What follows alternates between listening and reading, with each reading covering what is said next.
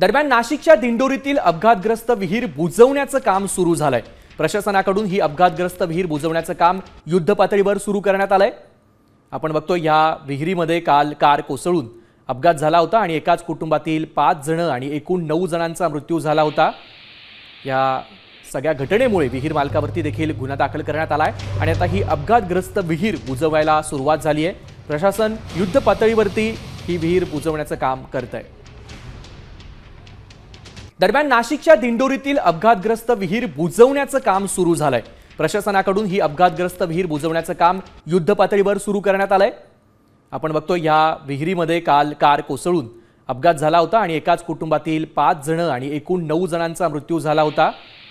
या सगळ्या घटनेमुळे विहीर मालकावरती देखील गुन्हा दाखल करण्यात आलाय आणि आता ही अपघातग्रस्त विहीर बुजवायला सुरुवात झाली आहे। प्रशासन युद्धपातळीवरती ही विहीर बुजवण्याचं काम करतंय।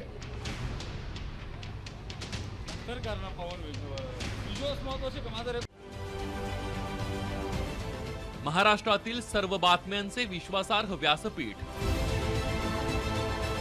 सकाळच्या सर्व सोशल मीडिया प्लॅटफॉर्मला लाईक, फॉलो आणि सबस्क्राईब करा।